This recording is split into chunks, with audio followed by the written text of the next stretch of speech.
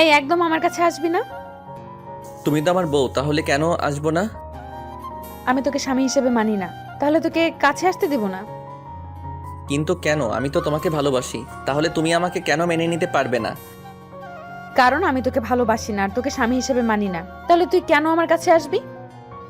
আমি তোমার স্বামী, তাই জোর করে হলেও আমি অধিকারটা আদায় করে নিব, কারণ আমি তোমাকে ভালোবাসি। হ্যাঁ, তুই ওইটা ছাড়া আর কি পারবি? কসম করে বলছি, আজকের ভিডিওটি শেষ পর্যন্ত দেখলে তোমরা পানি বের না করে থাকতে পারবে না। আমার নাম কণিকা। আমি একদম ধবধবা ফর্সা না হলেও বেশ আকর্ষণীয় ফিগার ছিল। যেহেতু আমার স্বামী বিবাহ করে অল্প দিনের মধ্যেই বিদেশ চলে যায়, তাই আমার আপেলগুলো তেমন বড় হয়নি, এখনো আগের মতো স্বাভাবিক আছে। অর্থাৎ যা দেখলে যে কোনো পুরুষের ঝাঁপিয়ে পড়তে ইচ্ছা হবে আমার আপেলের উপর। আর এই আকর্ষণীয় আপেল দুটি আমার জীবনের কাল হয়ে দাঁড়ালো। হয়তোবা আপেল যদি বেশি বড় বড় হতো, তাহলে এতটা আকর্ষণীয় হতো না, এবং আমার শ্বশুর আমার প্রতি এতটা আকর্ষিত হতো না। যাই হোক বন্ধুরা, বিয়ের 1.5 বছর পর আমার স্বামী বিদেশ চলে যায়, আর আমি একদম কাঙ্গালি হয়ে যাই। বুঝতেই তো পারছো বন্ধুরা, একটি মেয়ে নতুন বিবাহ করে স্বামী যদি বিদেশ চলে যায়, সেই মেয়েটা কত অসহায় হয়ে যায়। কিন্তু আমার স্বামী সেটা না বুঝে আমাকে ছেড়ে বিদেশ চলে যায়। আর এদিকে আমার শাশুড়ি তেমন ভালো ছিল না, অনেক মোটা ছিল, এবং চেহারাও তেমন ভালো ছিল না। তার পরিপ্রেক্ষিতে আমার শ্বশুর অনেক হ্যান্ডসাম ছিল, এবং অনেক উঁচা লম্বা ছিল, উজ্জ্বল শ্যামলা বর্ণের সুঠাম দেহের অধিকারী। আর আমার শ্বশুরকে দেখতাম আমার শাশুড়ির প্রতি তেমন কোনো আকৃষ্ট ছিল না, হয়তোবা তাকে তার পছন্দ হয় না। আর আমি বিয়ের পর থেকেই লক্ষ্য করেছি, শ্বশুর শুরু থেকেই আমার প্রতি সবসময় বাঁকা নজরে তাকাত। অর্থাৎ আমার শরীরের প্রতি সে আকৃষ্ট ছিল বিয়ের শুরু থেকেই। আর যখনই আমার স্বামী বিদেশ চলে গেল, তখনই আমার শ্বশুরের এই চাহিদাটা আরও বেড়ে গেল, এবং নানাভাবে সে আমার সাথে খোশ আলাপ করতে লাগল। আমার সাথে আস্তে আস্তে ফ্রি হওয়ার চেষ্টা করল, আমার সাথে আস্তে আস্তে খোলামেলা হওয়ার চেষ্টা করল। সে হয়তোবা জানে যেহেতু আমার স্বামী বিদেশ চলে গেছে, তাই আমি তার প্রতি দুর্বল হয়ে যাব। প্রিয় বন্ধুরা, এবং অবশেষে আমার শ্বশুরের চেষ্টা সফল হলো। আমি তার প্রতি দুর্বল হয়ে গেলাম, নিজের শরীরের জ্বালা মেটাতে। এভাবে আস্তে আস্তে আমার শ্বশুর বিভিন্ন অছিলায় আমার রুমে আসত। কারণে কারণে আমার রুমে এসে বিভিন্ন কথাবার্তা বলতো, আর আমার আপেলের দিকে তাকিয়ে থেকে কথাবার্তা বলতো। এটা আমি খুব স্পষ্টভাবেই বুঝতে পারলাম। যেহেতু আমার স্বামী বিদেশ, তাই বাধ্য হয়ে আমি নিজের শরীর শ্বশুরের সঙ্গে দিতে আগ্রহী হয়ে গেলাম। কারণ নতুন বিবাহের শরীরের জ্বালা কেমন যেন প্রতি রাতেই দাও দাও করে জ্বলে উঠত। কিন্তু কাউকে কিছু বলতে পারি না, যেহেতু শ্বশুর আমার প্রতি দুর্বল হয়ে গেছে। তাই ভাবলাম এর সুযোগটাকে কাজে লাগালে খারাপ হয় না। তাই আস্তে আস্তে আমি ওর শ্বশুরের সাথে ফ্রি হয়ে যেতে লাগলাম, এবং শ্বশুরের কাছাকাছি এগোতে লাগলাম। হঠাৎ একদিন আমি খেয়াল করলাম, আমার শ্বশুর কোনো একটা কারণে আমার রুমে এসে আমার 34 সাইজের বিড়া নিয়ে শুকছে, আর আস্তে আস্তে আমার নাম উচ্চারণ করছে, এবং আর এক হাত দিয়ে তার কলাটি নাড়াচাড়া করছে। প্রিয় বন্ধুরা, এটা দেখার পর আমিও আর নিজেকে ধরে রাখতে পারছিলাম না, আর মনে মনে বলছিলাম যে আমার বিরাহ না শুকে সরাসরি আমার আপেল দুটি যদি শুকত এবং খেত, তাহলে কতই না ভালো হতো। এটা মনে করতে করতে আমি মনের অজান্তে নিজের আপেলে হাত দিয়ে নিজেই চাপতে লাগলাম। এভাবে অনেকক্ষণই আমাদের দুজনের কার্যক্রম চলল। ইতিমধ্যে আমি লক্ষ্য করলাম আমার সামনে মাঠের পানি এসে কাদামাটিগুলো নরম হয়ে গেছে, একদম ভিজে পিছলে হয়ে গিয়েছে। কিন্তু আমি সাহস করে আমার শ্বশুরকে কিছু বলতে পারছিলাম না। এরপর হঠাৎ করে আমার একটি কাশি চলে আসলো, আর আমি ছোট্ট করে কাশি দিলাম। সঙ্গে সঙ্গে আমার শ্বশুর আমার বিড়াটি জায়গামতো রেখে বাইরে চলে আসতে লাগলো, আর আমিও সাথে সাথে নিজেকে কন্ট্রোল করে নিলাম। সেই দিন রাতে শুয়ে শুয়ে আমার শ্বশুরের কথা চিন্তা করে নিজে নিজে স্বর্গমধু বের করলাম। অর্থাৎ বন্ধুরা, তোমরা যে রকম তোমরা নিজের কলা নিজে হাত নেড়ে পানি বাহির করো, ঠিক আমিও তাই করলাম। অর্থাৎ নিজের হাত দ্বারা নিজের মাঠে খেলে পানি বের করে একদম পুরো মাঠ ভিজিয়ে দিলাম এবং সেদিনের মতো নিজের শরীরের আগুন নিভালাম। কিন্তু এভাবে আর কতদিন চলবে? এভাবে তো আর প্রকৃত সুখ পাওয়া যায় না। তাই আমি শ্বশুরের সাথে সরাসরি খেলার প্রস্তুতি নিয়ে ফেললাম।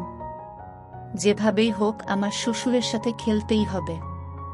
কিন্তু বুঝে উঠতে পারছিলাম না কিভাবে শ্বশুরের সাথে এই বিষয়টি আমি শেয়ার করব। তখন হঠাৎ করে আমার মাথায় একটি বুদ্ধি আসলো। আমার শ্বশুর স্মার্টফোন ব্যবহার করত, তাই আমি বুদ্ধি করে একটি এরকম মেসেজ লিখলাম যে আমি এখনই খেলতে চাই এবং আমি আর নিজের শরীরের কন্ট্রোল করতে পারছি না। এরকম অনেক খারাপ খারাপ কথা লিখে একটি মেসেজ লিখলাম এবং সেই মেসেজটি শ্বশুরকে সেন্ড করে দিলাম। তখন শ্বশুর এই মেসেজটি দেখে আমাকে সাথে সাথে রিপ্লাই দিল যে বৌমা, আমি তোমার শ্বশুর। তখন সাথে সাথে আমি মেসেজটি ডিলিট করে দিলাম এবং বললাম, সরি আব্বা, আমি বুঝতে পারিনি, আপনার কাছে মেসেজটি ভুলে চলে গেছে। আমি আসলে মূলত মেসেজটি আপনার ছেলের কাছে পাঠিয়েছিলাম। সরি বাবা, মাইন্ড করবেন না। তখন আমার শ্বশুর বলল, না, মাইন্ড করার কিছু নেই, যেহেতু তোমরা স্বামী স্ত্রী এরকম করতেই পারো। শ্বশুর তখন আমাকে আরও একটি মেসেজ পাঠালো এবং বলল যে তোমার যদি কোনো কিছু প্রয়োজন হয় তাহলে অবশ্যই কিন্তু আমাকে বলতে পারো ফ্রি মাইন্ডে। আমি কোনোদিন মাইন্ড করব না এবং কাউকে কোনো কিছু বলবো না। অর্থাৎ তোমার শারীরিক মানসিক যে কোনো জিনিসের চাহিদা হলে শুধু আমাকে বলবে, তুমি আমাকে নিজের লোক মনে করতে পারো। তখন আমি বুঝতে পারলাম শ্বশুর আমাকে কি বলতে চাইছে। তাই আমি বললাম, ঠিক আছে আব্বা, তাহলে আজকে রাত্রে আমার ঘরে একটু আসবেন, কিছু কথা বলবো আপনার সঙ্গে। আমার এ কথা বলাতেই শ্বশুর বুঝে গেল আমি তার সাথে কি কথা বলতে চাচ্ছি এবং সে ঠিক রাত 12টার দিকে আমাকে নক দিল, অর্থাৎ আমার দরজায় এসে টোকা দিল। আর আমি বুঝতে পারলাম যে আমার শ্বশুর এসেছে।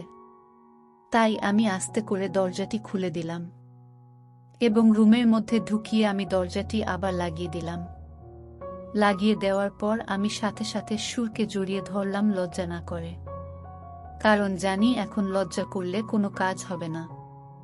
যেহেতু শ্বশুর আমার প্রতি আকৃষ্ট এবং আমিও তার প্রতি আকৃষ্ট, তাই আমাদের মাঝে আর কোনো বাধা থাকল না।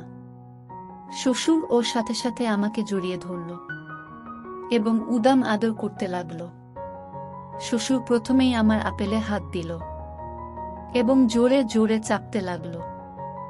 আমাদের মাঝে কোন ধরনের কথা হচ্ছিল না, শুধু কাজ হচ্ছিল। অর্থাৎ যে যেভাবে চাচ্ছিল তার মনের ইচ্ছা পূরণ করছিল। শ্বশুরের সব আমার আপেল দুটি চাপ দিচ্ছিল আর আমার ঠোঁটে আদর করছিল, অর্থাৎ স্বামী স্ত্রী যেরকম করে থাকে। কিন্তু এই বয়সেও আমার শ্বশুর এত ভালো করবে, আমি বিষয়টা জেনে অবাক হয়ে গেলাম। যখন আমি আস্তে আস্তে গরম হয়ে যেতে লাগলাম, তখন আমার হাতটি অটোমেটিকলি শ্বশুরের কলার কাছে চলে গেল। যখনই আমি শ্বশুরের কলায় হাত দিলাম, আমি তো ভয় পেয়ে গেলাম। কত ইঞ্চি হবে আমি আন্দাজ করতে পারলাম না। অর্থাৎ এক কথায় বিশাল বড় এবং অনেক মোটা। ফার্স্ট টাইম আমি একটু ভয় পেয়ে গেলাম যে এরকম বড় কলা যদি আমার খেলার মাঠের মধ্যে প্রবেশ করে তাহলে তো আমি অনেক ব্যথা পাব। কিন্তু কি আর করার, এখন তো আর ভয় করে লাভ নেই। তাই আমি আস্তে আস্তে শ্বশুরের কাপড় চোপড় উন্মুক্ত করে ফেললাম এবং তার কলাটি ডাইরেক্ট হাত দিয়ে আদর করতে লাগলাম। আর শ্বশুর আস্তে আস্তে আমাকে সম্পূর্ণ উন্মুক্ত করে ফেলল এবং তার ইচ্ছামতো আমার আপেল দলাই মলাই করতে লাগল এবং খেতে লাগল আর জোরে জোরে কামড়াতে লাগল। এরপর শ্বশুর তার দুহাত দিয়ে আমার পেছনের মাঠের নরম কাদামাটিগুলো চাপতে লাগল এবং জোরে জোরে খামসাতে লাগল। অর্থাৎ আমরা দুজন একদম মাখোমাখো হয়ে গেলাম। প্রিয় বন্ধুরা, বুঝতেই তো পারছো এখন আমাদের শ্বশুর আর বেটার বইয়ের মধ্যে কি সম্পর্কটা চলছে এবং কি পরিস্থিতি চলছে। একটু পর আমরা দুজনেই একদম কন্ট্রোল হারা হয়ে গেলাম এবং শ্বশুর আমাকে এক ধাক্কায় খাটের উপর ফেলে দিয়ে সরাসরি আমার পেছনের মাঠে তার কলা সেট করল। আমি তখন বললাম, বাবা, আগেই পেছনের মাঠে আপনি খেলা করবেন না, শুরুতে সামনের মাঠে খেলা করে আগে আমাকে ফ্রি করে নেন। তখন শ্বশুর বলল, আচ্ছা ঠিক আছে বৌমা, তাইলে তুমি আমার দিকে হও। আমি শুয়ে পড়লাম, আমার দুটি পা তার কাঁধের উপর তুলে খেলা শুরু করে দিল। প্রথমে আমি অনেক ব্যথা অনুভব করলাম, পরে কোনো অসুবিধা হলো না। এরপর আমি আস্তে আস্তে ফ্রি হয়ে গেলাম এবং কষ্ট আর হলো না। ধীরে ধীরে অনেক মজা পাচ্ছি আমি। মনের সুখে দুজনে খেলা শুরু করলাম। শ্বশুরের এতদিনের ইচ্ছা আকাঙ্ক্ষা মন্দের জ্বালা সব আমার উপর মেটাতে শুরু করল, আর আমিও এতদিনের উপোস থাকা ক্ষুধা মেটাকে শুরু করলাম। এদিকে আমার পাশ সুরের কাঁধের উপর এবং তার হাত আমার আপেলের উপর, অর্থাৎ সে সর্বদা আপেল নাড়াচাড়া করতেই থাকল। কখনোই আমার আপেল দুটি সে ছাড়ল না, শুধু খাচ্ছিল আর খাচ্ছিল এবং কামড়াচ্ছিল আপেলে। বিষয়টি আমার কাছে অনেক মজাদায়ক মনে হচ্ছিল, কারণ আমার স্বামীও এত সুন্দর করে আমার সঙ্গে খেলা করেনি কোনোদিন। এরপর বলল, বৌমা, এখন কি তুমি মোটামুটি ফ্রি হয়েছ? এখন কি তোমার পেছনের মাঠে খেলা সম্ভব? আমি বললাম, হ্যাঁ ঠিক আছে, তবে আস্তে করে খেলবেন, যাতে ব্যথা না পাই। তখন বলল, বৌমা, তুমি কোনো চিন্তা করো না, আমি সেভাবেই তোমাকে খেলবো যাতে তোমার কোনো অসুবিধা না হয়। এই বলে সাথে সাথে আমাকে উপর করে শুইয়ে দিয়ে তার খেলোয়াড় আমার পেছনের মাঠে সেট করে আস্তে আস্তে খেলা শুরু করল, আর আমি ব্যথা পেতে শুরু করলাম। এর আগে আমার স্বামী পিছনের বাগানে খেলেছে, কিন্তু ওর কলা এত বড় না, এজন্য প্রচুর ব্যথা পাচ্ছি। হাত দিয়ে আমার শ্বশুরকে ঠেকানোর চেষ্টা করলাম। তখন শ্বশুর বলল, একটু ব্যথা হবে, এরপর ঠিক হয়ে যাবে। এরপর আস্তে আস্তে সে অনেক আদর করতে করতে খেলা শুরু করল। কিছুক্ষণ পরে আর আমি ব্যথা অনুভব করলাম না। এরপরে শ্বশুর আস্তে আস্তে তার পুরো বড় কলাটি আমার পেছনের মাঠে পরিপূর্ণ প্রবেশ করিয়ে দিল এবং যখন একটা জোরে ধাক্কা মারল, তখন আমি অনেক ব্যথা পেয়েছিলাম এবং জোরে একটা চিৎকার মেরেছিলাম। উনি আমার মুখ চেপে ধরলেন, বললেন, তোমার শাশুড়ি উঠে যাবে তো। এরপর শ্বশুর আমাকে আরাম করে খেলতে লাগল। অল্প কিছুক্ষণ পরে আমি আর পারলাম না, এতদিনের উপোস অল্পতেই আমার স্বর্গমধু বের হয়ে গেল। 10 মিনিট পরে শ্বশুরের স্বর্গমধু বের হলো। আমি মজা করে শ্বশুরের কলা খেয়ে দিতে লাগলাম। এভাবে চলতে থাকলো বৌমা এবং শ্বশুরের খেলাধুলা। এরপরে সে রাতে আমরা বেশি না, মাত্র 3 বার খেলেছি। যেহেতু প্রথম দিন, তাই আর কেউ কাউকে ছাড়তে পারছিলাম না। তারপরে শ্বশুর তার রুমে চলে গেল এবং আমি ফ্রেশ হয়ে আবার শুয়ে পড়লাম এবং আমাদের মাঝে কথা হলো যখন মনে চাইবে এবং যখন সুযোগ পাবে তখনই আমরা খেলাধুলা করব। আর শ্বশুরকে বললাম যে আমাকে বৌমা না মনে করে নিজের বউ মনে করবেন। নিজের বউকে যেমন যখন ইচ্ছা তখন লাগান, আমাকেও যখন ইচ্ছা তখন লাগাতে পারেন, শুধুমাত্র যেন শাশুড়ি আর আপনার জানতে না পারে। এবং তাই হলো। পরবর্তীতে আমরা দিনের বেলা, দুপুর বেলা, বিকাল বেলা, রাত্রে বেলা, সন্ধ্যা বেলা, সকাল বেলা, যখন ইচ্ছা যেভাবে ইচ্ছা আমরা লাগাতাম। শুধুমাত্র শাশুড়ির চোখ ফাঁকি দিতে হতো। তো বন্ধুরা, এতক্ষণ পর্যন্ত তোমরা আমার গল্প শুনে কেমন অনুভব করলে এবং তোমরা কেউ কি এতক্ষণ হাতের কাজ করেছে কিনা সেটা কমেন্ট করে জানাবে। প্রিয় বন্ধুরা, গল্পটি আজকে এখানে শেষ করছি।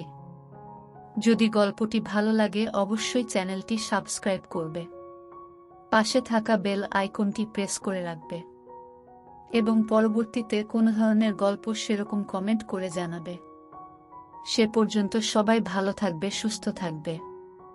দেখা হবে নতুন কোনো ভিডিওতে। বাই বাই, ভালো থাকবে সবাই।